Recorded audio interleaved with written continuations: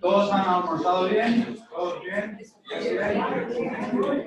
Okay, my colleague Gerald McKinney, professor of moral theology, area theology, will moderate this session. Jerry is also the director of graduate studies. I'll let Jerry take on. Thank you. Don't go too far. Welcome to, I guess there's a microphone here. Welcome to the second session of the Romero Days conference. The second session is a continuation of the first session titled Gangs in El Salvador as a Transnational Form of Belonging. We have, as in the last session, two speakers who will address us on this topic. The first speaker is Danielle Marie Mackey. She is an independent investigative reporter based in El Salvador. She received her Master of Arts degree in journalism and Latin American studies from New York University. Her work has appeared in The Intercept, The New Yorker, Foreign Policy, The New Republic, and other distinguished venues. She is currently one of 3 journalists investigating regional corruption for El Faro in connection with Contra Corriente. So welcome to Danielle. I will introduce both speakers at once so as not to break the continuity between the two parts of the session. Juan José Martínez de Dobison is an anthropologist who has worked at several universities in North America and Latin America. His publications include journal articles and narrative chronicles about gangs. He is also the author of books including A Year Inside MS-13 and Las Mujeres que Nadie Amó, a volume of stories about Salvadoran women. So thank you to both of you for joining us here today.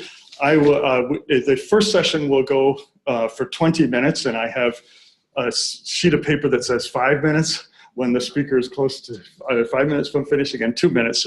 So I will hold the timetable as best I can. The second session will go a little longer because we will have translation. But we'll begin with Ms. Mackey. Thank you.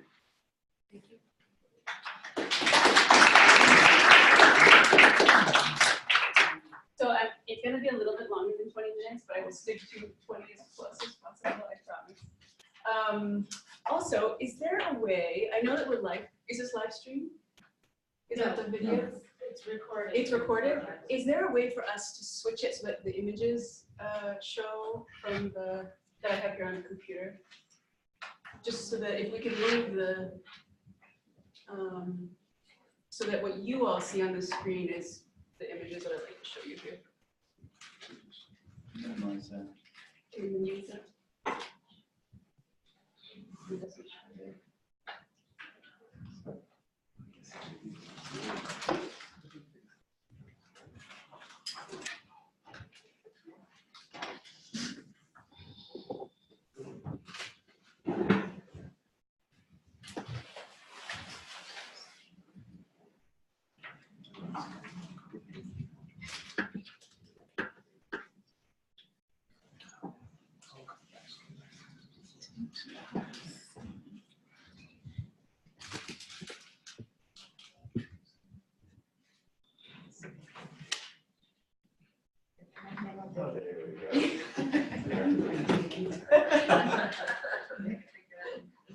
Excellent.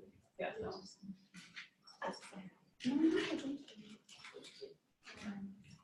Awesome, great, thanks. Thanks for being with me, guys. And before, I think an important part of what I'd like to say about my experience as well, I've been based in El Salvador for most of the past 10 years, and my very first experience in El Salvador was with the CASA program, which until last year when it closed was an incredible way for many of us to come to learn El Salvador and meet a lot of the wise folks who are here. So thank you, Kevin, and Trina, who's not here yet, for that. And in fact, many of the panelists who will be speaking throughout this conference are people who I had the chance to first learn from as professors and have learned from since through your writing or your speaking in the past decade. So I really appreciate that. Not least of whom is my fellow panelist here, Juan Jose, who I've learned so much from. A main focus of my reporting in recent years has been gangs and security policies. And that basically means I've spent a lot of time with gang members, former gang members, police officers, violence prevention workers, documents from Salvadoran and US institutions, and some time with US federal agents as well. I'm going to read this presentation because I took this as an opportunity to kind of think a bit about what I've been thinking about for the past few years, and I really appreciate this opportunity. So I'll read to you, but then I'll speak a little more freely in the question and answer session. I'll start with some images. They're all related to the case of Daniel Aleman, a young man who was playing soccer with friends on a field in his San Salvador neighborhood in 2017 when he was arrested. The police planted drugs on Daniel and they framed him as a gang member. He spent 1 year, 5 months, and 4 days in prison for crimes he did not commit. He was freed in June 2018, and the image of him here is in the first moments of his freedom, which he won thanks not to an effective justice system, but to the work of his mother and sister, Meida and Tatiana, and a spontaneous community of artists and human rights activists who propped the women up, helping them to build a movement to demand that the Salvadoran state not simply swallow Daniel and disappear him into the bowels of prison, as it does with an unknown number of other young people falsely accused of crimes under the guise of battling gangs. What I'd like to highlight is this. Modern day El Salvador is ruled by a punitive idea of security in which gangs are public enemy number one. I'm referring to mano dura, which we've heard about from Silvia Cruz and Robert Brenneman this morning. And under mano dura, what it took to free Daniel Aleman, who was innocent, was an extraordinary feat. And even now that he is free, because the Aleman family dared question the anti-gang state, they will forever live at risk, the targets of intimidation and threats.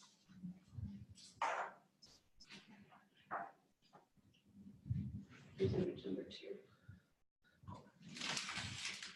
From the moment they publicly disputed the police's claim that Daniel was a gang member, the Aleman family was treated as an enemy of the good guys, the heroes in blue, and an ally of the gangs.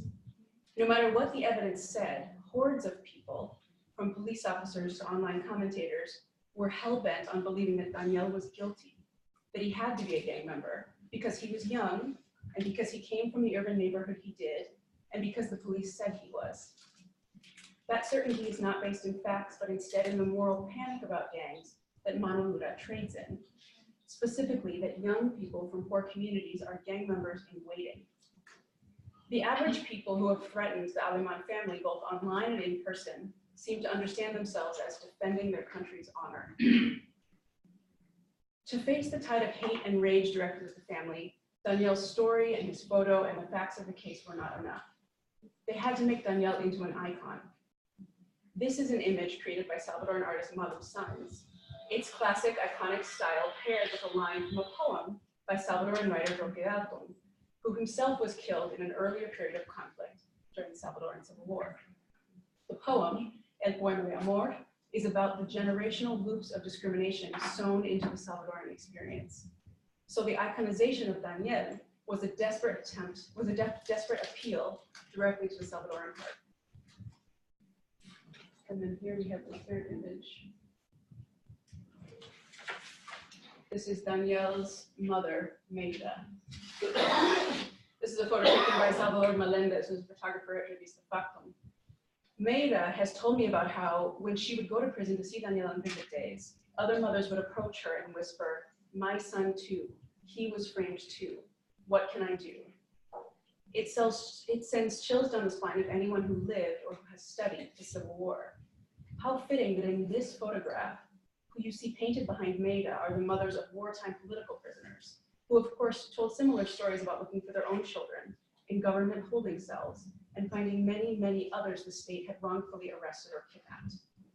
They were systematic rights violations in service of eliminating an earlier internal enemy, not gangs then, but communists. And here I'm alluding to a concept that my colleague Juan Jose explores a lot in his work and may touch on. But no pressure. In this modern conflict, the government has systematically hunted young people like Daniel Aleman. They are all young and poor. Sometimes they are gang members and sometimes not. And after years of the approach, there are more gang members than ever, and the gangs are more sophisticated and cruel, as Jose Miguel Cruz has repeatedly pointed out, which is to say that mano dura does not work. Daniel Aleman's freedom is the kind that happens in anti-gang El Salvador. He lives in hiding and he fears for his life. This is what innocence looks like under mano dura. It's the cost of seeking justice under mano dura. Whether a young person from a poor community decides to join a gang or not, this is the air that they breathe. If only it were so easy as knowing this. The fact is we know so much about gangs and security policies. We know what doesn't work. We know how we got to the tragedy where we are. And we have some pretty solid ideas about what does work. That's thanks to decades of brilliant civil society and academic work, and in recent years, some journalistic work on the subject, especially that done by Central American journalists at outlets like El Faro and Revista Factum. But if you cross our wealth of knowledge with the experience of the Aleman family, you see the public conversation around gangs and security policies doesn't match what we know to be true. The way the public analyzes the problem doesn't allow for the conditions we know are necessary to fix it. One thing we can do is tell the story differently, in a way that frees people up to think again, which means, I think, talking about more than gangs. And yes, gangs do offer a form of transnational belonging, as is aptly summarized in the title of this panel, and which I'll touch on briefly in a second. But they're also potent forms of transnational belonging made available to governments via mano dura with the excuse of gangs. And I think highlighting those is essential to unfreezing the public discussion around gangs that's been stiff as an iceberg for years. A few words on mano dura to clarify what I understand the term to mean. It was an announcement made by the administration of former President Francisco Flores in 2003. The announcement was the tip of a lance aimed, allegedly, at gangs, and charging behind it came an assortment of repressive state behaviors: abusive policing in marginalized communities, mass incarceration, torture, and murder as a means of thinning the population of gang members and deterring others from joining. Mano dura has no interest in history or social context, and it does not believe that investment in holistic well-being is part of security. In it, the world is simple. Gangs are El Salvador's problem, the bad guy, and the government is the good guy. It's evolved in some ways over time, but it remains the Salvadoran state's chief model of security. The promise that mano dura makes is simple. It promises to protect so-called good citizens by clearing the so-called bad ones from their paths. It's a dream of community you make by ostracizing and purifying. As a police commissioner from the FMLN fraction described to me late last year, when mano dura was introduced, it, quote, was a way to attack the problem without investing anything. As I see it, there are two reasons that facts don't much matter under mano dura. One is the unresolved grief and continuing and vicious violence that plagues so many whose lives have been ruined by gangs. The other is mano dura's use of the media, especially in the early 2000s, as, for instance, Sonia Wolf has explored in her work. From the beginning, gangs were presented in the news on the government's terms. They were groups with no home, that did not belong to El Salvador, and to which El Salvador owes nothing. They were mentally ill or uniquely evil, the largest national population of psychopaths ever seen.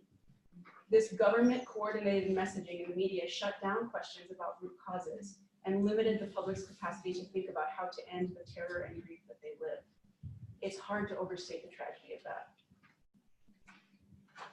I'll turn to a few forms of transnational belonging that swirl around gangs, and I'll start with the straightforward kind, which is gangs themselves as a site of belonging for young people. This is something no less true for the amount of times that you've heard the story. A gang member is a kid who had a few life options. He joined to replace family. He joined to find identity, for protection from aggressors, to survive materially in terms of food or income. And on a basic level, gangs are people from a population that was considered disposable that chose to improve their lot by organizing. And a more recent way we see that tactic is in migrant caravans. So kids belonging in gangs, they seek the belonging in gangs that they aren't offered elsewhere, and the corollary is that the solution to gang violence is to offer kids better forms of belonging. But it's more complicated than that. In subtle but bedrock ways, gangs don't actually question certain tenets of power in Salvadoran society, and that's another form of belonging that gangs offer their members. They offer the chance to rebel against a crappy life, while also remaining a faithful mirror of society in ways that matter. For instance, gangs reify a vertical structure of power, in which most power is concentrated at the top. They follow the good versus evil version of the world, and they freely accept the label of bad guy. They replicate violence as power. They replicate machismo and homophobia as power. We colloquially think of extreme violence, machismo, and homophobia as characteristics of gangs, not as a reflection of Salvadoran and US societies, but that's because Mano Dura made gangs the lens through which everything else must pass. So although gangs position themselves as anti-society, they enjoy a certain belonging to society by not questioning those tenets. This is not a negligible attraction of gang life. Getting to belong to the prevailing logic of your time is a centering and sense-making force in life. Questioning it or being forced outside of it is exhausting and disorienting. Gang members leave their gangs for various reasons, as Dr. Brenneman discussed this morning. And when they leave, given that the gang pulls some of the same levers of power that society as a whole does, and that sometimes it's those very levers that led the young people to want to leave the gang, like the idea of violence as power, the process of deciding who you are after the gang, who is the new you in the same old society, can be tough. The young man at the center of an article I published late last year, whom I called Benjamin, and gave him a pseudonym, left Barrio 18 after 10 years in the gang. He was 21. He did so through an evangelical church that he chose carefully, and the church helped him in significant ways.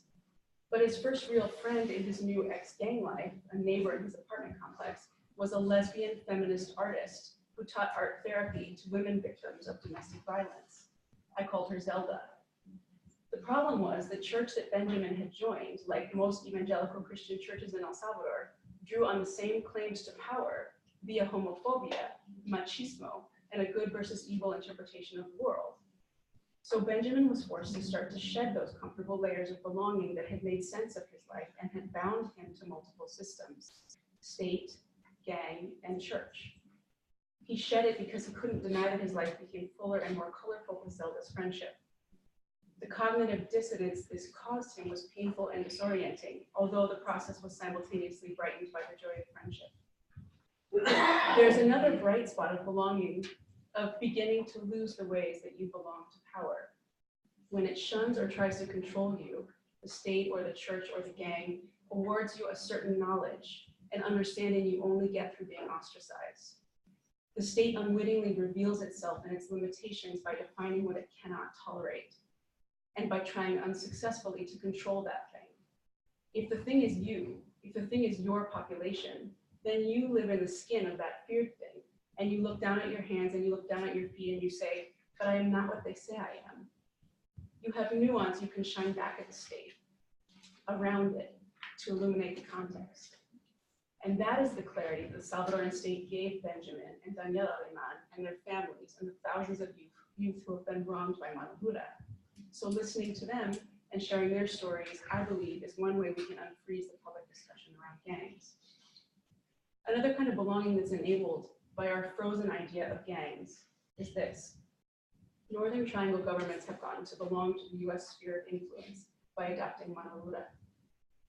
The narrative of Salvadoran gangs as organized criminals and drug runners and terrorists was first created by the United States, long before there was a crisis of gang violence in El Salvador. It happened throughout the 1980s and 1990s with the rise of zero tolerance legislation and policing throughout the United States, led by the likes of Rudy Giuliani and William Bratton. It was cities like New York, Chicago, and Los Angeles where mass incarceration and abusive policing were first unfurled as anti-gang policies. In this time, Los Angeles defined gangs as terrorists by municipal ordinance. An example of the Constitutional Court of El Salvador later followed in 2015. And none of this is news to any of you, especially those of you who come from Los Angeles and who swam upstream in those waters for years. The zero tolerance fad coalesced with the waning of the communist boogeyman to justify US federal presence in and US federal funds for work in Central America.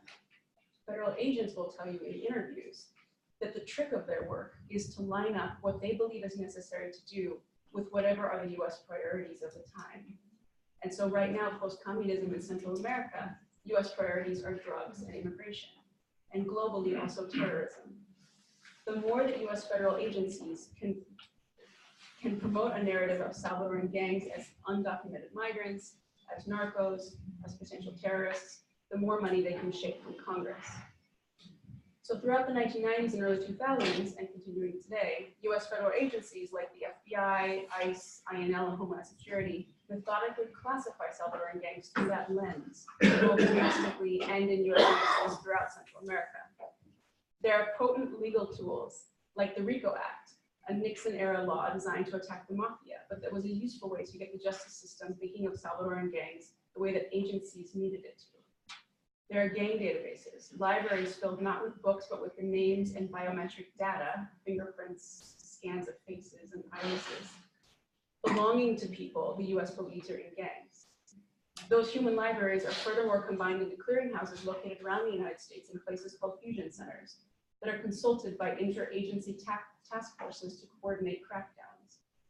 Which is all to say, the US response to Salvadoran gangs from the beginning has been an intelligence-hungry, all-hands-on-deck drive to elevate the gangs to a unique type of evil.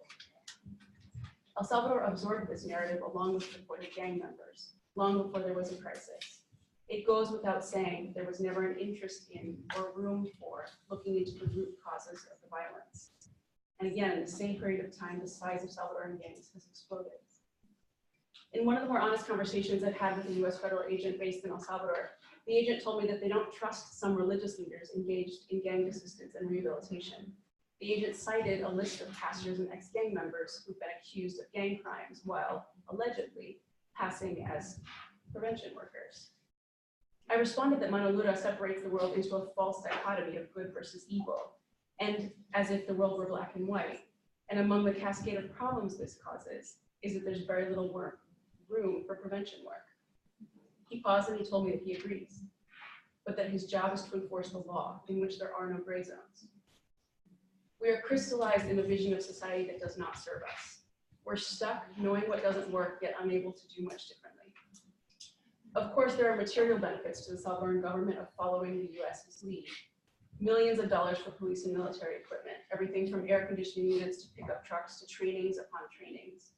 Trainings to give polygraph tests about international human rights norms, about survival in the jungle, about narcotics interdiction, about terrorism. The training is sometimes given directly by US officers, but increasingly it's just paid for with US taxpayer money, but given by Colombian police and military trainers, who of course have their own history of being trained by the US and their own pockmarked human rights record. When you talk to police officers in El Salvador about their anti-gang training and how that's related to abusive practices, they say, look, they're never gonna say in the classroom that you should commit torture or murder. It's what they say when they sit down with you at lunch, the stories they tell, comparing wild shootout stories or kills. It's a wink, a shared understanding. This is a war and we are the good guys, and sometimes you gotta do what you gotta do. As one officer told me 2 weeks ago, for instance, quote, they say what they're supposed to say, but we all know, referring to himself and his fellow officers, how the LAPD actually works. Another officer complaining about his US trainers, quote, who are they to think they can teach me how to kill? It's important to note that the US government is dipping a tentative toe into the waters of tertiary violence prevention, beginning to fund some of the work that organizations like Catholic Relief Services have been doing for years, which Rosa may talk a little bit more about. And this is a game changer. If it continues and if they grow less secretive about it, and we're willing to embrace the risks inherent to it, This will make it easier for Salvadoran civil society to do their work. Here's my final point. We've all been fed mano dura. That's the prevailing logic of our time. It's what we belong to until we start to question it. It's made thinking about the problem of gang violence in El Salvador really difficult. Part of the reason it's so hard to think is that mano dura severed the analysis of gangs from the neighborhoods they belong to. Because again, it used its ally, the media, to build an image of gangs as residents of nowhere, a product of nothing. Here I'll refer to not an interview subject, but to a friend of mine who I'll call Elle. She's a university professor in El Salvador, was born and raised in a rural community. And her neighbor, Manuelito, joined MS-13. Elle remembers Manuelito as a toddler. She feared him as a gang member. In 2017, the police killed Manuelito in the style common, especially post-2015. They arrested him, took him to a field outside the neighborhood, and tortured him. Still alive, he lay all afternoon in the field, while the police stood guard so that his mother couldn't come to his aid as her son lay dying. The next day, the police patrolled through town, clearly unafraid and unashamed, and my friend Elle told me it took everything she had not to scream asesinos at them. She said that no one went to Manuelito's wake because they feared being tagged as gang allies by the police. Now, at the time when this happened, Elle's boyfriend, a human rights worker, was suffering threats and awful attacks at the hands of the gang clique that runs his urban neighborhood. This wasn't an issue of Elle not understanding how awful gang violence is. Elle knows that what the police officers did to Manuelito is similar to what gang members do to many victims, including the law enforcement they increasingly target. The point is that when mano dura separates our thinking about gangs from the neighborhoods they come from, it adds suffering to suffering. In a recent interview with an FMLN leader who has worked with the police and security apparatuses in various ways, he told me that yes, he sometimes feels uncomfortable about security policy as it stands. Quote, "I'd like it to be humane," he said, but something heavier weighed on the other side of the scale, something he tried for several minutes to name but couldn't. So he described it. When he reviewed the details of murders by gang members and heard the cries of citizens persecuted by gangs, he said he felt, quote, "something deeper than humane, a need to stop gangs by any means necessary, a sense of ultimate moral righteousness." His words echoed the sentiment voiced to me by the US federal agent, a sort of throwing up of our hands. If the situation is so awful, this isn't the perfect solution, but what else can we do? It turns out that mano dura has led a great many of us to throw up of our hands. It makes it hard for us all to think. And that's been true even among the traditional solidarity communities in the United States that were so active during the Salvadoran Civil War in creating sanctuary cities and lobbying against US-funded brutality. The political elements of the solidarity narrative of the 80s have changed with neoliberalism. The Salvadoran government is no longer a right-wing dictatorship, and gangs aren't expressly political. Their violence is aimed not at taking the state and turning it left, but at least for levels of foot soldiers at individual survival and at using fear to wrench free a bit of power. It's a schizophrenic, non-political project that responds to political realities. But the confusion this created among the solidarity movement was particularly visible as the government's extermination campaign of alleged gang members has ramped up, and there's been very little outcry from the traditional solidarity communities of US NGOs in El Salvador, for instance, that have been very critical of former administrations and remain relatively silent now. So despite the fact that we understand that the root problem isn't gangs, that gangs are a manifestation of root problems, but we have a hard time going one step further. We talk about the fact that they were deported from Los Angeles, but we don't tend to talk about much more than that. That's despite the fact that we have really strong raw material to lend to better thinking and better community building. In the wake of the killings of Eric Garner and Michael Brown, of Laquan McDonald and 12-year-old Tamir Rice, the list goes on, we have a robust national debate in the United States about our collective model of justice, about racism and state abuse, and about how to build better communities. This is us pushing against the prevailing logic of security to which the United States and El Salvador belong. I'll end by returning to the Aleman family. Danielle's mother, Maida, is illuminating not only because her son was innocent. The many mothers in her position tell us something that's independent of whether their children are or are not gang members. They are today's version of the mothers of the wartime political prisoners because their sons and daughters were taken by a state that says it hunts them to protect society, without caring whether it has the facts right about their individual cases or about what actually causes violence. And as for the gangs and the sense of belonging that they create, we'd wish that the expression of resistance would look different. That upon realizing their oppression, masses of kids would seek belonging by creating a movement that's expressly political, that doesn't use cruelty and violence as levers to pull for power. We wish for a movement that, in other words, doesn't reflect the world we live in. But that's the least likely thing to come from the raw material we've provided to El Salvador's youth. If we want a different response, we need to make that sort of dream possible. Thanks.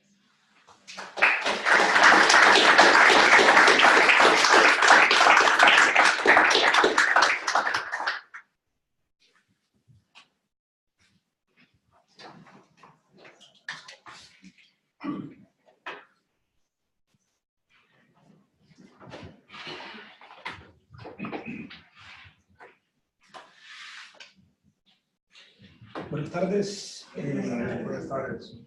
Supongo que la mayoría hablan algo de español. Mi inglés no es suficiente para dar una ponencia, así que contamos con Rocío, quien nos va a ayudar. But he's just explaining that I would help with the English. I would try to help with the English, so and You might say you can use it. It's really hard to hear back here. Is it? Oh, Ah, the problem is. Okay, let me see. There, can you? Yes, it's much better, right? Okay, you are stronger. You can hear me? Yes. Más o menos. Bueno, esta ponencia va en realidad sobre cómo, más que la historia de la mala Salvatrucha, que es la pandilla que yo he trabajado como antropólogo por varios años, va de cómo este país, Estados Unidos, forma a esta pandilla. He would like to explain not only what he has been working with the Mara Salvatrucha, which is his main project, but how this country has helped or helped at some point to create this gang. Hay un mito que cada vez se va diseminando más, desgraciadamente, no solo en el ámbito político, sino a través de los medios de comunicación e incluso ha llegado a permear, creo yo, a círculos académicos. El mito es la Mara Salvatrucha, de alguna forma, está invadiendo los Estados Unidos, está invadiendo la mayoría de estados e incluso está pasando a Europa como si fuese un virus mundial. There is a myth that has been growing lately, especially in the political side, but also in academia, referring that the Mara Salvatrucha or the gangs are kind of invading the United States and Europe, and that they are coming from other countries, in this case Salvador, to the United States, while he will demonstrate that this is different situation. Sí, entonces si vamos a enfocarnos en varios puntos de la historia de esta pandilla, de esta tristemente célebre pandilla, para explicar cómo los Estados Unidos ha ido moldeando esta pandilla a lo largo de los últimos años del siglo XX y los primeros del siglo XXI. So he will show different, he will mention some points regarding the history of this gang and to show how the United States has been shaping the existence of this Mara Salvatrucha gangs. Vamos a empezar por la parte más superficial de este proceso, de este conjunto de procesos. En realidad tiene que ver con el mismo nombre de la pandilla. ¿Cómo se compone el nombre de la pandilla? La primera palabra, la Mara, tiene que ver justamente curiosamente, con la historia del cine en los Estados Unidos. So he will start with, particularly by the name of this gang, Mara Salvatrucha, and it has to do exactly with the development of the cinema in the United States. Empezó una película There was a movie muy conocida que se llamaba The Naked Jungle en los años 50, que la protagonizaba Charlton Heston. Era una película donde este tipo se iba al Amazonas porque quería tener un sembradío de cacao, creo, pero tenía un problema, que había miles de hormigas salvajes en el Amazonas que se comieron su hacienda. Y la película fue muy famosa, al menos en Centroamérica, no sé en Estados Unidos. This movie, The Naked Jungle, became very famous. He doesn't know if it was enough famous here, but in the Salvador it was very famous. And it was about a man who goes to the jungle and he wants to start his life, and then he gets kind of invasion of ants. So there are many ants around.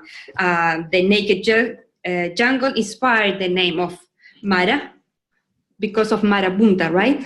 Because of Marabunta. Which is the group of ants.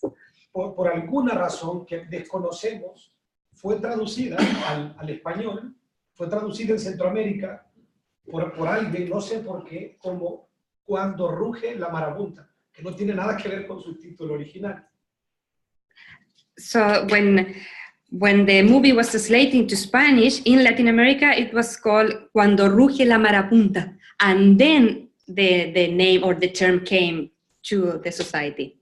Entonces, en El Salvador, al menos en El Salvador y en Honduras, había palabras para denominar a un grupo de amigos de barrio y tal, la majada, el grupo, etc. La película tuvo tanto, digamos, impacto en un país poco globalizado en esos años, que para definir esta palabra Mara, de marabunta, pasó a sustituir la forma coloquial con la que se denominaban a los grupos. Entonces, un grupo de amigos, un grupo de barrio, pasó a ser conocido como la Mara. So in the context of Salvador in the 50s, when there were different terms to call a group of friends, this term marabunta became one of them, only to mention a group of friends spending time together in the neighborhood, for example. La siguiente palabra, Salvatrucha, tiene una historia un poco más antigua y un poco más compleja. A ver si lo hacemos sencillo. Mediados del siglo XIX, en 1855, hay una invasión de un estadounidense, por cierto, llamado William Walker, a Nicaragua. The second term, Salvatrucha, is a little bit more complex and it has more history behind. He mentioned that in the mid-19th century, there was William Walker came to Nicaragua. Yeah. Es una historia mucho más compleja. Había un interés con hacer una especie de colonia en Centroamérica. Entonces, estos eran países muy nuevos, casi recién fundados, con muy poco tiempo de haberse separado de España, y básicamente Centroamérica se había enfrascado en un conjunto de guerras intestinas. So there was an interest for forming or creating colonies in Central America. We have to consider that by then the countries got the independence from Spain, so there were new countries there, and this American William Walker came to this area. Entonces William Walker llega como una amenaza externa, se organiza un ejército al mando del general hondureño Chatruch, de apellido Chatruch. Then he comes as an external threat to the country, and there is so parallel to this, as a way to respond to his presence there, a military group was led by the General Salvatrucha. Salvatrucha, sorry. Que se conformó por hondureños, salvadoreños y en menor medida guatemaltecos, cuando llegaron a Nicaragua comenzaron a ser conocidos como los hombres de Chatruch o chatruchos, que derivó en catrachos, que es la forma en la que le llamamos a los hondureños actualmente, y a su vez en salvatruchos, que quiere decir básicamente los hombres salvadoreños del general Chatruch. So then they became to be called as Satruchos, which is basically the name of the men that were led by this general by that time. Entonces, cuando llegan los salvadoreños en los años 70, sobre todo, llegaron a varias partes de los Estados Unidos, sobre todo a la ciudad de Los Ángeles, sobre todo a un lugar, a Pico Union, cuando llegan allí en los años 70, estas dos palabras eran palabras importantes. Era una forma que podían llamarse entre ellos y que los diferenciaba de los otros latinos. So then in the 70s, when the Salvadorans come to the United States, these two words became part of their identity because they were a way to call themselves, identify themselves, respect to the rest of the other Latin Americans. Era una forma de separar nosotros de los otros. Entonces, estos términos eran términos que solo ellos comprendían y les daba un sentido de identidad muy fuerte. So the sense of identity that this term were very strong in their community because they were a way to separate themselves from the others. Ya para los años finales de los 70, forman un grupo en Los Ángeles que se llamó Mara Salvatrucha Stoners y estaba conformado en su mayoría, casi en su totalidad, por jóvenes salvadoreños aficionados a un nuevo estilo de música que se venía gestando desde los años 60, el heavy metal. So by the end of the 70s, there is a big group of youngsters that start forming this group called Mara Salvatrucha's Stoners, which were like young people following the 60s music, the rock and roll, right? No, the heavy metal. The heavy metal, sorry. Heavy metal, because they were, yes, rockeros. I have it here. Sorry. No rock and roll, I went too far. Okay. Empiezan, a ver, en realidad tampoco nunca fueron un grupo inocente. Estos chicos venían de contextos muy violentos. Habían absorbido valores violentos, valores culturales violentos que venían desde muchos años atrás. Entonces forman este grupo e irrumpen en la escena angelina que tenía todo un sistema de pandillas. So they were not totally innocent people because they were coming from a context of violence. So you have to consider that too. When. Entran a este contexto, no entendieron el sistema que ya existía en California. Había un sistema muy complejo y lo sigue existiendo. Es un sistema, en toda California hay dos sistemas de pandillas muy grandes, sureños y norteños. Los sureños, digamos, que están básicamente en Los Ángeles, California, y los norteños pues en los estados un poco más al norte de California. Son sistemas muy complejos con cientos de pandillas que viven en una especie de juego serio.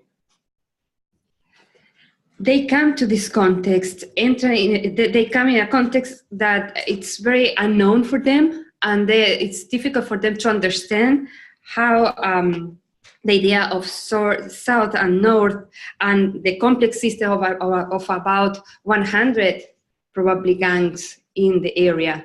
So they face that situation when they arrive. Mm-hmm. Es un sistema muy complejo el que hay en California, el que había en esos años. No vamos a entrar a ahondar porque no tenemos tiempo.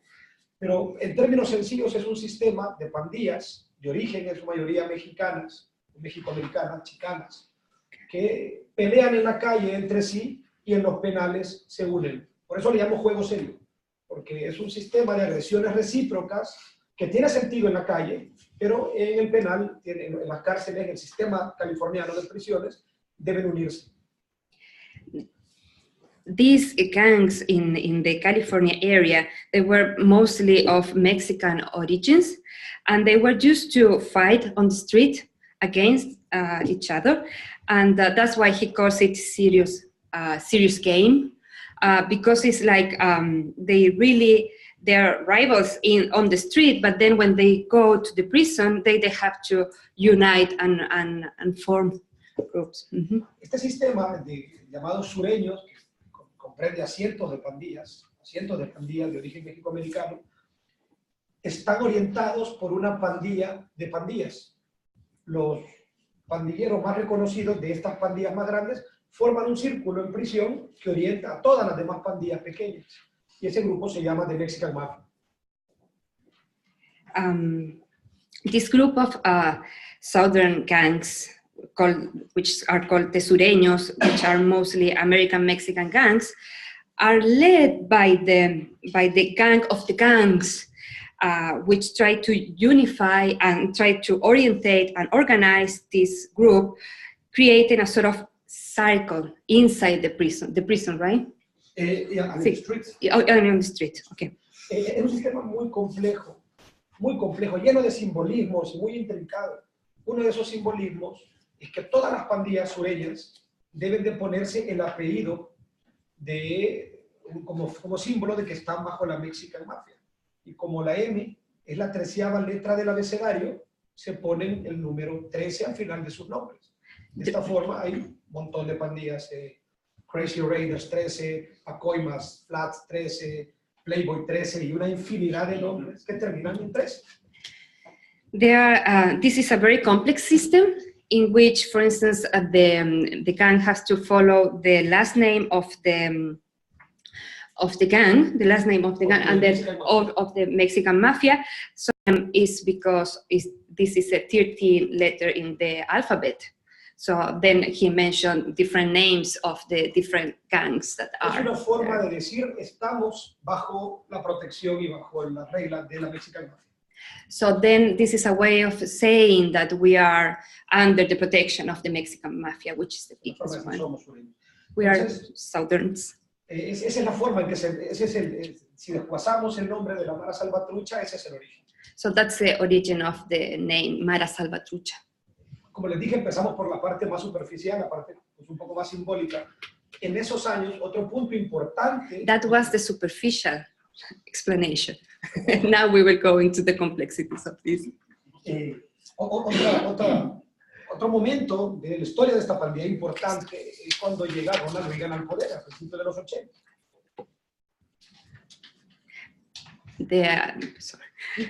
The other part of the story is we have to move back to the 80s when Ronald Reagan comes to the power. Le apuesta con muchísima fuerza a una política exterior contrainsurgente. Su patio trasero estaba cayendo, había caído Nicaragua en manos de los sandinistas. En 1979 le mete mucha plata a principios de los 80 a formar ejércitos competentes que pudieran detener el avance del comunismo en Centroamérica. Then there is a strong political policies trying to protect the country against communism. Parte de esta formación y de estas políticas era crear grupos élites que pudieran combatir a estas guerrillas. One of the politics was to create well-trained military groups as a way of protecting and against this kind of politics. Yeah. Las fuentes, los veteranos de la pandilla con los que hemos conversado, hablan de principios de los 80, de principios a mediados de los 80, empezaron a llegar huyendo de la guerra muchos jóvenes que de alguna forma habían tenido participación en la guerra. No digo que todos hayan sido entrenados por Estados Unidos, digo que había muchos que sí lo habían sido.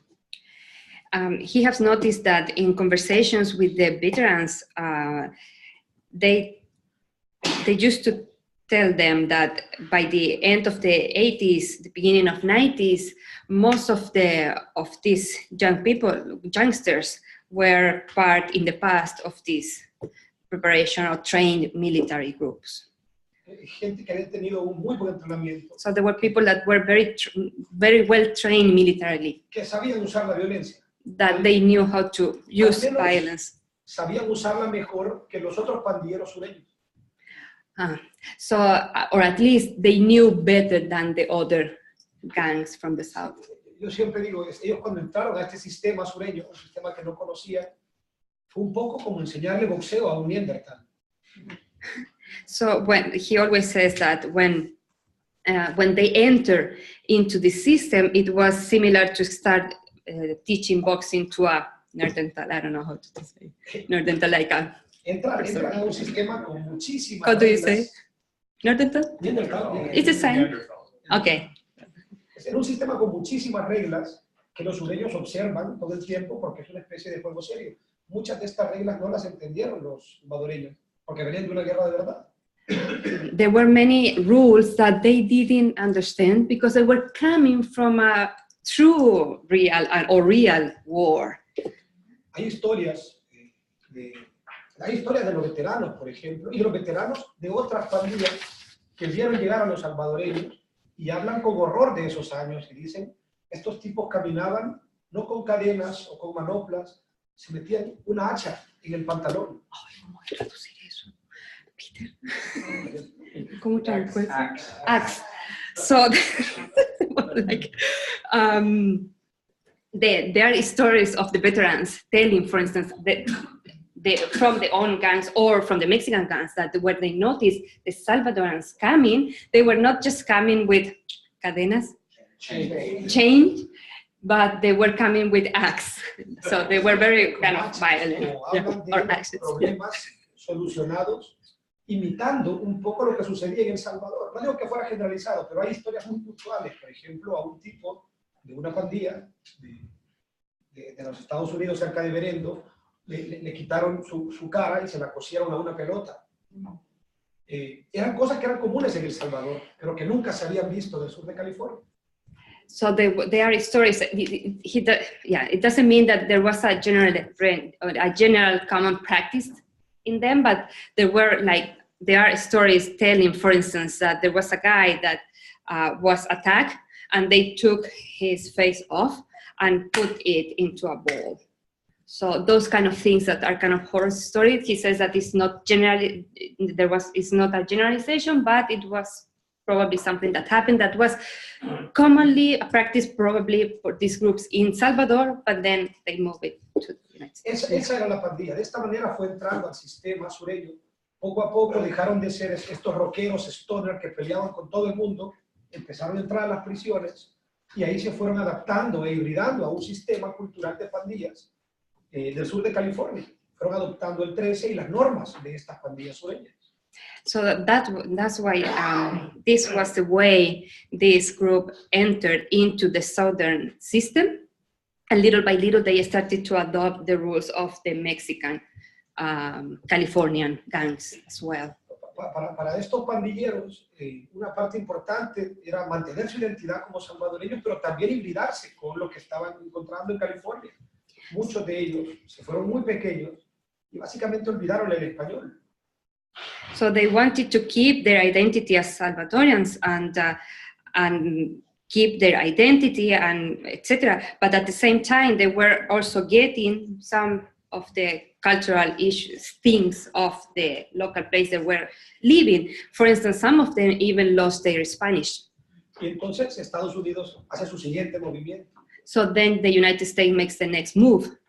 Termina la guerra en El Salvador, 1992, después de un periodo de paz armada.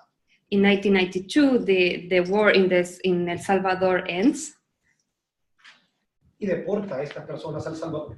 So then the United States started to deport these people to El Salvador. Entonces, estas personas, muchos de ellos se fueron muy pequeños. Mandarlos a Estados Unidos a principio de la guerra fue una estrategia de las familias para salvarlos a muchos de ellos de la guerra, de ser reclutados por el ejército o por la guerrilla. So many of them moved to the United States being very little, and to send them to the United States was a kind of a strategy from their families to save them from being recruited into the war. Entonces, estas personas, que su familia trató de salvarlos, so these people that their family tried to save, muchos de ellos se fueron solos, many of them went alone. Crearon esta pandilla o se metieron a otras pandillas. So created this gang, or they entered other gangs. Estas personas son deportadas a El Salvador de 1992. So these people were deported into El Salvador of the 1992. Era un país, los colegas lo recordarán y tendrán más datos, era un país en ruinas, El Salvador después de la guerra. No solo a nivel de infraestructura, a nivel de relaciones sociales y familiares, era un país tremendamente mutilado por una guerra de más de 12 años. If you remember, he said that El Salvador was a country by then that was was totally ruined. No, I don't know how to say it. It was, yeah, it was totally mutilated because of not only socially, but not only in the infrastructure, but also socially, yeah. Muchos de ellos regresaron a buscar a sus familias, a lugares, a pueblos donde ya no estaban, donde hace años habían ido. Many of them came back to the country looking for their families, but they were gone.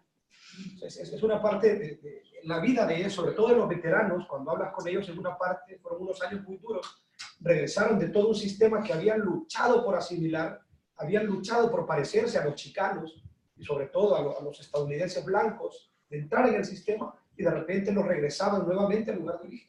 So after several years trying to adapt themselves into a system, into the Mexican system, into the American system, the white American system, and then they are deported.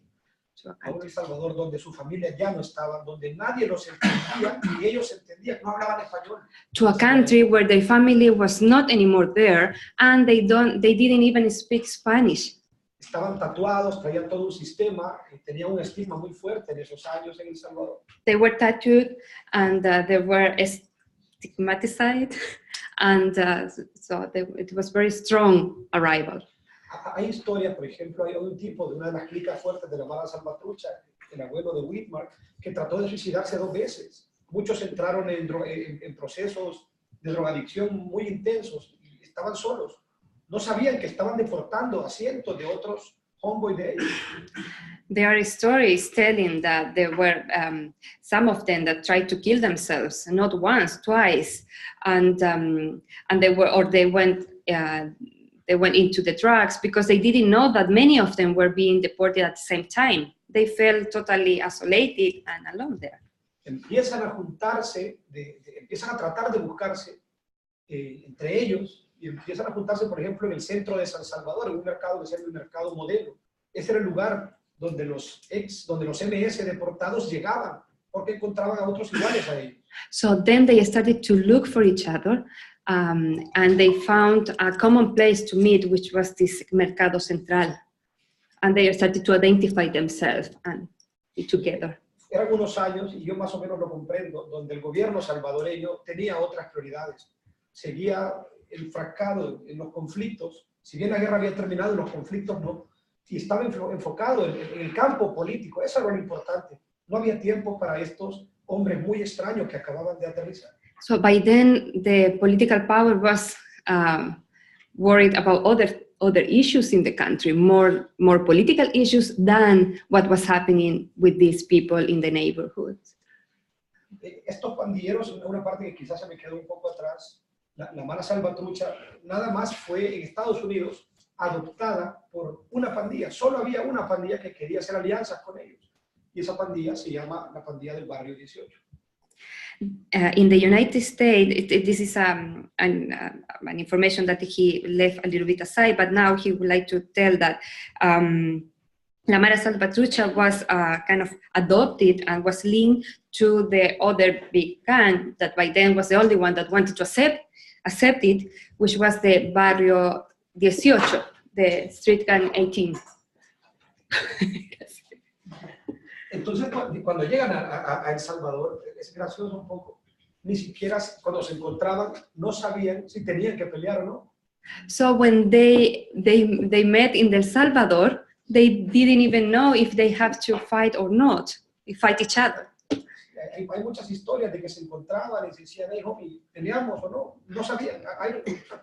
There are many stories telling, for instance, that they saw each other and said, like, hey, do we have to fight or not? Like, entonces, claro, muchas gracias.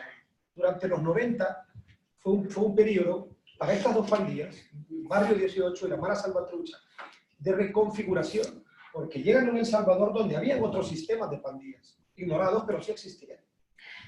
So the 90s for these two gangs was a time of encountering and adopting new rules, because in the country there were other gangs as well, that were local ones. Estas pandillas de deportados sufren una nueva hibridación. Se hibridan ahora, sobre todo con 3 sistemas que ya existían en El Salvador. Uno eran las pandillas estudiantiles. So then these gangs of deportados suffer or experience a new form of hybridization, like the first one, perdón. Otro sistema eran las pequeñas pandillas barriales que existían por todo El Salvador, y no solo en lo urbano, también en lo rural. So there was the gang of the college, puede ser, sí, la primera, sí. The college, and then the gang of the barrio, the neighborhood, yeah, y la tercera. Y la tercera eran bandas, muchas de ellas conformadas por excombatientes de secuestradores. And the third one was a group of gangs formed by ex-fighters of kind of kidnapping people. Entonces, sufren una nueva hibridación, sin embargo, siguen siendo ignorados por el gobierno salvadoreño durante todos los años 90. So they continue experiencing a new form of hybridization, but they continue at the same time being ignored by the political power. Al final de los 90, principios de los años 2000, ya se habían juntado, ya se habían encontrado entre sí, ya habían generado pequeños sistemas de comunicación e incluso habían generado pequeños sistemas todavía un poco rudimentarios de poder entre ellos. By the end of the 90s, they were already established and formed different ways of communication and small groups inside their gangs. Esta ya cuando eran una estructura, ya no pandilleros sueltos, también tenían otras necesidades y una de ellas tiene que ver con la necesidad de financiarse y de financiar sus guerras.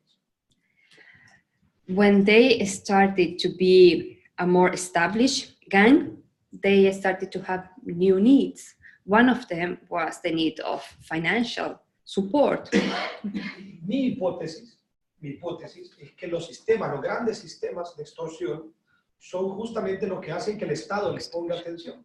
No le había prestado atención a unos chicos que se mataban entre sí en las calles, pero cuando empiezan a poner extorsiones, cuando empiezan a cobrar dinero a las pequeñas empresas, entonces sí les interesa y entonces comienza el gobierno a prestarles atención.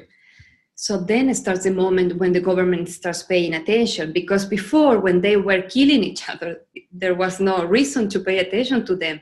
But when they started to ask money from the little companies, for instance, for the financial support, then the governments pay attention and open their eyes. Pasa lo mismo que con los grupos subversivos o comunistas. En cuanto empiezan a ser un problema para el desarrollo liberal, entonces hay que eliminar. So it's the same happens with the communist groups. When they start being a problem for the liberal development or capitalist development, then it starts being a problem. Y antes sucedió también con los indígenas en El Salvador. En cuanto fueron un problema, en los años 30 también se les exterminó. And it is what happened with the indigenous peoples in El Salvador. When they started to be a problem, they got exterminated. Entonces, eso, por ese lado va. Entonces Estados Unidos hace su siguiente movimiento. So then the United States makes the next move. Apoya en América Central las medidas que ya explicó mi colega Mari, las medidas de mano dura, que son medidas altamente represivas que se desarrollan sobre todo en Honduras y en El Salvador. So then they support the mano dura system, which are ways of. Mano dura en El Salvador, Yeah. Plan Escoba, en Honduras tuvo varios nombres. In Honduras, El Salvador, there are different names for the same idea. Pero era lo mismo, un Estado reprimiendo. ¿Qué hace el Estado? Un Estado poco tecnificado en estas cosas. El gobierno salvadoreño atrapa de manera masiva a los pandilleros en las calles y los mete a los centros penales de manera desordenada. So in a country that is not totally well organized, what the state does, just takes all the gang members and put them into different prisons. En estas prisiones se generan grupos de poder muy fuertes en ambas pandillas. En 18th Street y en M13 se generan grupos muy poderosos que empiezan a tomar el control nacional de las pandillas. So inside the prison, then the groups start having more power, are organized, and having more power inside them, and it seems to be like there is a more fragmentation between them, the both of them. Y con esta idea voy terminando, entiendo que me queda poco tiempo. He will Entonces sucede una cosa muy curiosa. Los pandilleros, sobre todo de la Mara Salvatrucha, comienzan a incorporarse en los flujos migratorios hacia Estados Unidos que nunca se han detenido en realidad. Comienzan a incorporarse y ahora aquí en Estados Unidos hay miembros de la Mara Salvatrucha en muchísimos estados, ¿no? Entonces hicieron lo que hacen los boomerang. So what happened is that members of the Mara Salvatrucha start coming to the United States, to different states in the migratory movements. So they start to have a sort of boomerang effect. Mm-hmm. Entonces, recuerden, solo estaban ni siquiera en todo California, estaban en Los Ángeles únicamente. Los deportan a Centroamérica, crecen y de Centroamérica van a todas las partes de Estados Unidos. So if in the beginning they were only in California, now, because they went back to El Salvador, they are spreading through the United States. Se dan cuenta cómo la pandilla, cómo Estados Unidos sí está involucrado en la formación de la Mara Salvatrucha. So do you notice then how the United States is really involved in the emergence of this gang, Mara Salvatrucha? Con esto termino. Sí.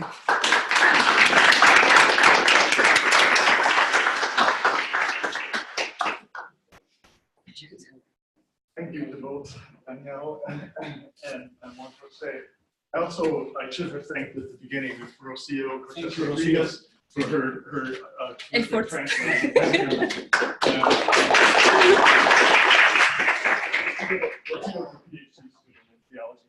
We have about, That's why I don't know many of them. we have about 20 minutes for questions. I know the next session starts right after this one, so should I just call on people, or would you prefer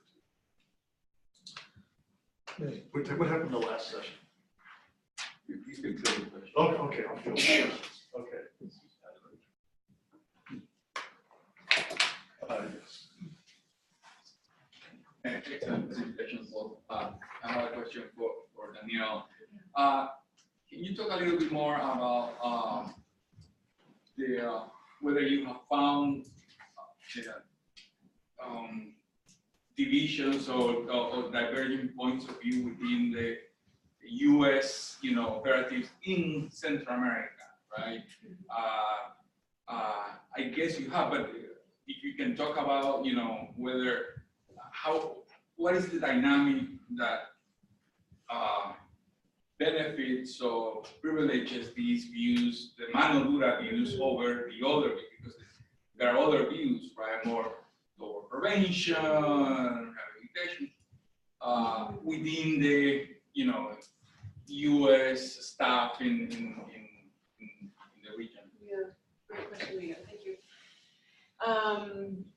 Yes, there's definitely divergent views, and that for me is a really hopeful sign, and surprised me honestly when I discovered it. But one of the roads through which I was able to start to see these divergent views was a reporting project last year on exactly the tertiary prevention initiatives that we've started to see shockingly and very quietly from the U.S. federal government. And what I saw was that, first of all, tertiary prevention, the U.S. federal government didn't all come along together and say, okay, all agencies are now in agreement that we should probably start kicking 5% of our budget toward tertiary prevention. But instead, it was years of effort by individual members of the U.S. federal government in different agencies who were saying from the beginning, this is never going to work. What are we doing? And they had their different tactics because they understand how the federal government works to get this on the agenda of the government. They would put it in, in intergroup meetings. They would include it in talking points on their superiors' speeches. They would everything that they knew that they could do little by little. And that's how, in addition to, they said that there's a lot of things you can say about this. Part of the problem, interestingly, with tertiary is that the U.S. federal government tends to like to fund things where you're touching a lot of people with one program. And tertiary prevention is the opposite of that. It's putting a lot of resources into the few individuals who statistically cause the most trouble. And so it's not a good investment by U.S. federal government standards. And it has taken a long time to shift them towards being open to that.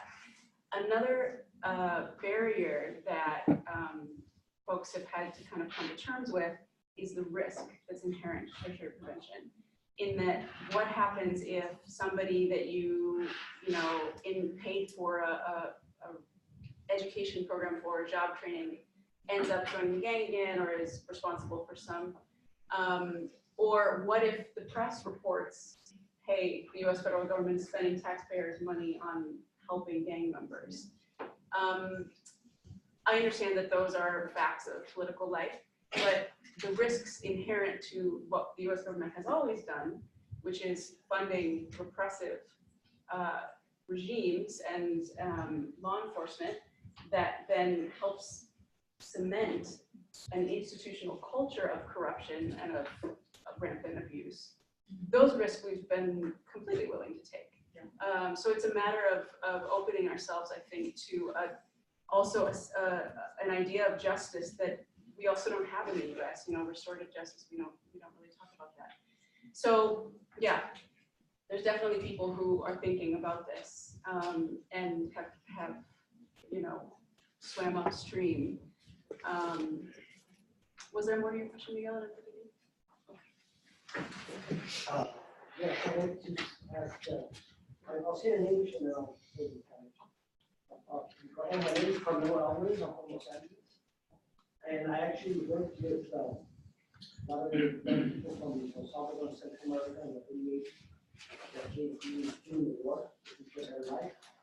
So one of the things that was happening at the same time that the DMS was being formed, there was also the Iran-Contra cocaine for arms. So in the area where I work, it's in the center of Los Angeles, McCarthy Park area, and that's where it's our Ellis Island. That's where the nearby immigrants settled there before they moved on to other communities. So we had that was like the crack mecca. Like during the 80s, there was an influx of crack cocaine. At the same time, you have the MS being formed. And then you also have the availability of military weapons, you know, Uzis and AK-47s, you know, and at the same time, you also have the crash unit, which was the instrument that was used for deportation, which I'm talking about on Wednesday, my presentation. But for now, how does the Mara, like, because the order is the cartel, the Emmett or the mafia, then the gangs, and now you have gangbangers. They're like the soldiers. So there's an infrastructure of there's a protocol. So I'll say in Spanish, como durante los 80s había también mucha cocaína, se formaba la crack cocaine. La Mara, ¿qué relación tiene con el cartel, por ejemplo? So what is the relationship with the cartels and the cocaine and the trade?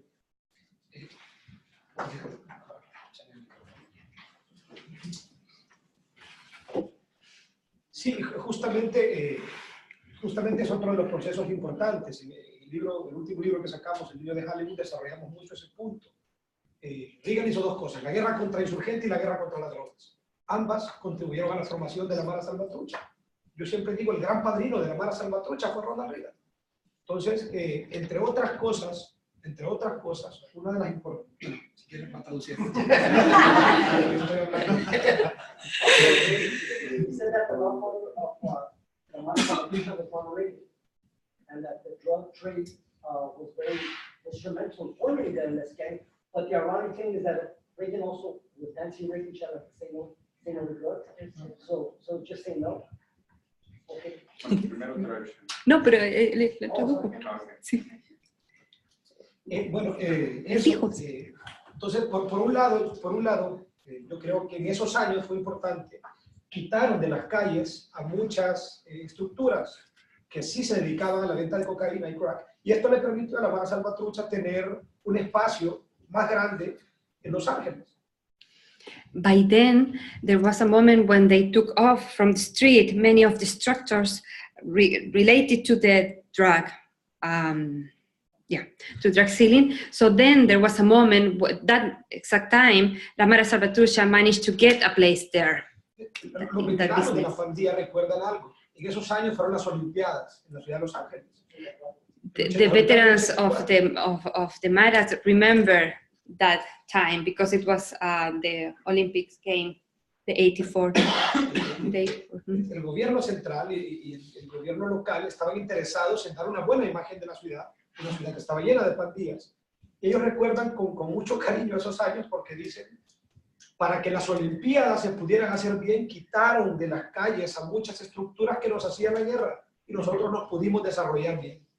So then, because the government wanted to have a good impression of California for the Olympic Games, then they took away many of the structures that were disturbing the Maras. De hecho, la figura, la mascota de esos juegos era un águila. De los juegos del 84, muchos la llevan, no muchos, algunos la llevan tatuada. So by then, by that time, the figure of the, usted debe saber cómo se dice. Eagle, yeah. The figure of that Olympic game was the eagle. So then many of them, because they remember as a sweet time, probably, they have as a tattoo that figure, that image. Sí, decir, la guerra contra insurgentes fue importante y la guerra contra las drogas también. Ronald Reagan fue importante, digamos, en la historia de la Salvatrucha. So Ronald Reagan was very important in the history of the La Mara Salvatrucha. En una presentación hablabas del flujo de los migrantes de las maras Sí. de regreso a Estados Unidos. ¿Nos puedes platicar un poco la motivación que les sigue, motivación personal, están saliendo de El Salvador por los económicos? ¿Qué es lo que buscan? Sí. Una motivación de la mara. She's mentioning that he referred to the movement, migratory movement from the El Salvador to the United States. She would like to know about the motivations of that movement, what it's behind that. Eso, a ver, antes que nada recordemos que la pandilla, los miembros de pandillas, no viven en un mundo aislado dentro de El Salvador. Los motivos por los que los miembros de pandilla migran son los mismos por los que migran los demás salvadoreños. De hecho, migran en los mismos flujos migratorios. You have to consider that the members of this gang are not isolated in El Salvador. They live in with other people as well, and their motivations are the same as other people. Their motivation to migrate are similar to what motivates other people to leave the country. De hecho, hay una cosa que no está sucediendo, que es la Mara Salvatrucha como gran estructura criminal exportando clicas a otros lugares de Estados Unidos. Eso es un mito. What is not happening is the Mara Salvatrucha as organization sending people to the United States. Mara Salvatrucha es más una marca que una estructura. Los pandilleros de Honduras, de la MS y de El Salvador, tienen vínculos muy débiles. Los pandilleros de Washington con los de San Miguel en El Salvador, pues tienen algunos tipos de vínculos, pero son muy frágiles. La mayoría no se conocen entre sí.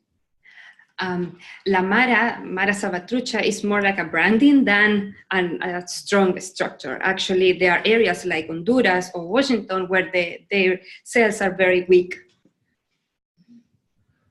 No sé si respondí tu pregunta con eso. Okay.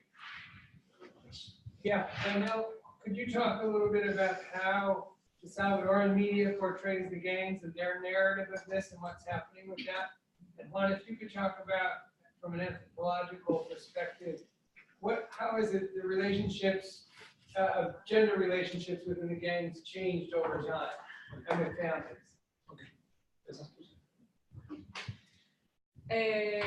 Yes, thanks, Rick. So I would say that you have to talk about Salvadoran media in different time periods. It's changed significantly with the presence of publications like El Faro and Revista Factum, and then there are similar independent media publications that do great investigative journalism in Guatemala and Honduras as well. Those publications, I feel like, tend to do excellent coverage, and we've learned a lot about what we know about gangs through their coverage. At the beginning of Monde, when it was first introduced, there was a concerted effort by the media and in conjunction, so the story that is often told that kind of kicked off this working relationship, a symbiotic relationship between the government and the media for Monde is the literal announcement of Monde, which happened in an urban neighborhood in San Salvador, where the government invited in the media to do the same thing that Rudy Giuliani used to do in New York, which is kneel a bunch of skinny kids down before officers with Ray-Bans and their arms crossed to perform the power of the state before the camera and to promise voters that here was this administration that was here to win. You know, they had created the evil, and then they named themselves as the uniquely suited ones to overcome the evil. So from that performance and then the capture of that performance by the media on, you have, I think a good unit of analysis is how the media, and this also is true of a lot of US media, covers violence against women by gangs. Violence against women is a problem of men in El Salvador. It's a problem of Salvadoran society. It's a problem of US society as well. You know, the vast majority of characteristics that we tend to describe on a colloquial level as characteristics of the gangs are actually characteristics of society that they're just reflecting back and sometimes concentrating, right? Like sometimes it's far worse. The way that a body of a woman appears after a gang murder perhaps is chopped up more than the way of a body woman appears after a dude in a suit who's in the government has murdered her, right? Or hired her murder by a gang member. That the media telegraphs that understanding of this is a problem of gangs, not this is a problem of machismo, is what we see in a lot of Salvadoran media, but also in some US media, but probably the majority of it.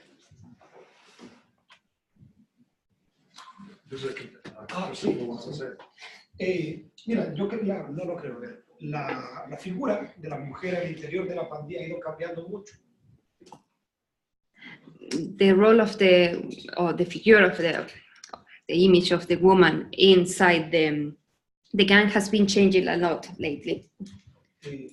Cuando empieza la pandilla, en los años 80, la figura de la pandillera, la figura de la chola era una figura importante dentro de las clicas. Habían miembros importantes dentro de las estructuras. Era, si bien más relegada que los hombres, continuaba siendo una figura no solo de cuidado dentro de las pandillas, sino una figura también de acción. Es decir, eran algunas, conocí una, por ejemplo, que fue líder de una clica importante, la clica de Fulton, durante varios años. Eso, bueno, in the beginning of the gang, there was the role of the women. The women was quite remarkable in the way that it was not subordinated to the men.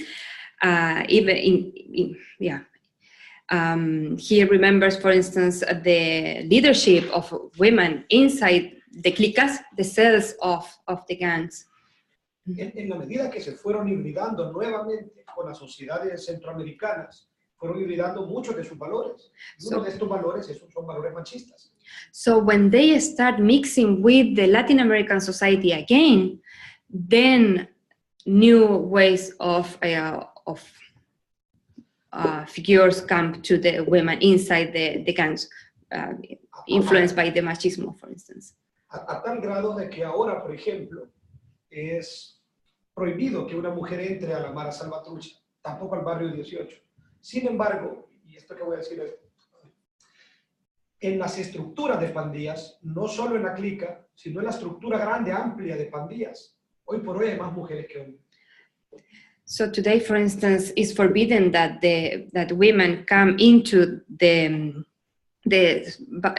Mara Salvatrucha or Barrio 18. However, today, globally, the number of women inside the gangs is larger than inside the structure is larger than the number of men.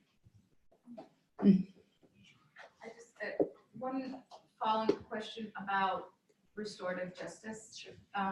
You guys can talk a little bit about what the role of that is in this particular context and whether it's something that is possible. Isn't that what you're going to talk about, Rosa? Yes, and I want to hear your opinion. And this is important because it usually comes from within, and we never get to hear people with a new eyes. So I want to hear your perspective on that. Tengo una opinión sobre eso. Está bien. Yo creo que la sociedad salvadoreña no tiene instalada la capacidad de la justicia restaurativa, porque nunca lo ha habido. No creo que la sociedad salvadoreña esté dispuesta a entrar en un proceso de estos con las pandillas, porque no tiene instalada la lógica del perdón y la restauración del daño que hicieron, porque nunca ha sucedido. He says that his opinion regarding the process of restoration, he believes that it's not possible in El Salvador because the society does not believe in the process of forgiveness.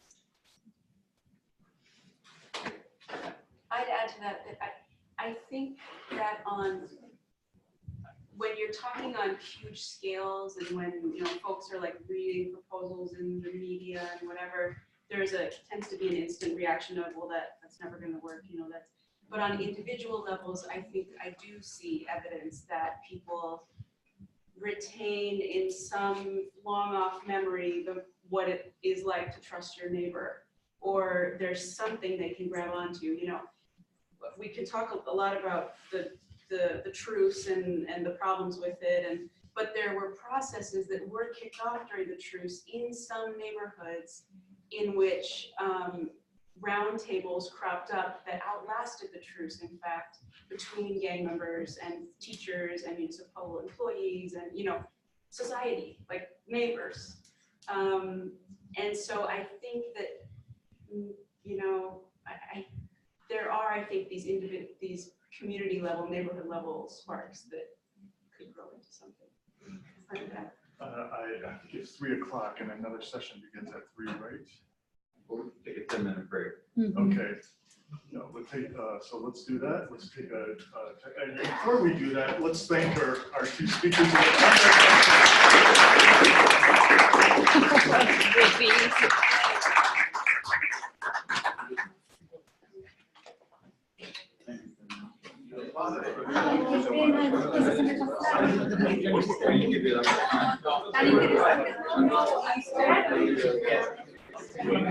Además que me interesaba tanto el tema que tenía que saber. That was very good.